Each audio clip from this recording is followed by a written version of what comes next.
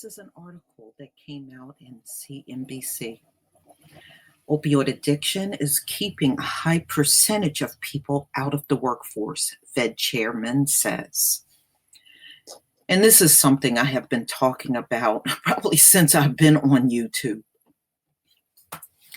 America's opioid plague is extracting a massive human toll that also is impacting the economy, Federal Reserve Chairman Jerome Powell said Tuesday. One of the Fed's primary goals is achieving maximum employment, or making sure every potential worker who wants a job has one. Lost somewhere in the mix, though, is the portion of the working age population that can't work because of their addictions. And it's a lot of people, y'all. Lots of people. You're talking about millions. Speaking to the issue during an appearance before a Senate committee, Powell called the crisis a terrible human tragedy that is having a direct impact on how labor progress is measured. From an economic standpoint, some high percentage of prime age people who are not in the labor force, particularly prime age males, who are not in the labor force and are taking painkillers of some kind, he said.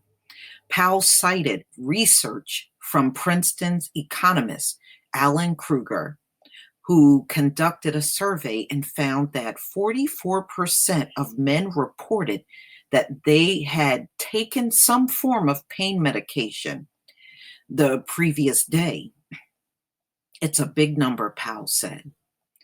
It's having a terrible human toll on our communities, and also it matters a lot for the labor force participation rate and economic activity in our country, which he's right, because if you have less people working because of a drug addiction, that's going to trickle down to the overall economy, less money going into the economy because these folks are not working and spending. Okay. The labor force participation rate plays a significant role in calculating the government's headline unemployment rate. Those not considered in the workforce are not counted in the jobless rate, holding the number down and potentially presenting a skewed picture of the employment situation. Over the past decade, the LFP rate has declined from 66.1% in June 2008 to 62.9% in June of 2018. During the same period, those counted as not in the labor force swelled from 79.3 million to 95.5 million, a more than 20% increase.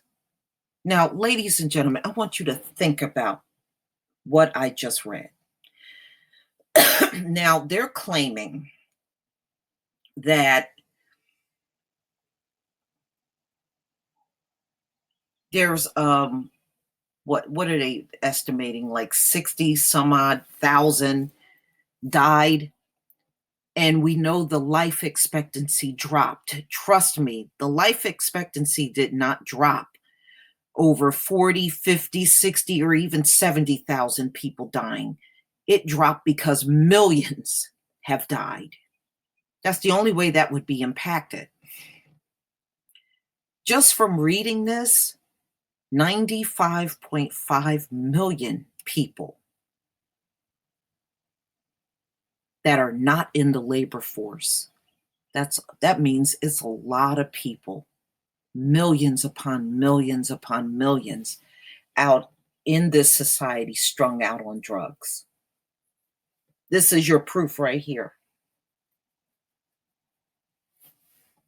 Deaths over the decades also swelled, rising from about 6 deaths per 100,000 in 2006 to more than 13 in 2016, the most recent year for which data were available according to the Center for Disease Control. So there you have it, ladies and gentlemen. Drug addiction is keeping 95.5 million people out of the workforce in America. This country is never going to dig its way out of this because it is just too many strung out people in the society. I mean, there are towns in rural areas, and they're like, who's not on drugs? Damn near the whole town's on drugs. So please tell me what you think. Leave your comment and subscribe. And don't forget to hit on the notification bell. And if you can support my channel, please do. Your donations are definitely welcome, and it's able to allow me to do more videos and keep you informed of the things that are going on the subject matters that I usually cover. And I will see you on the next video. Peace, family.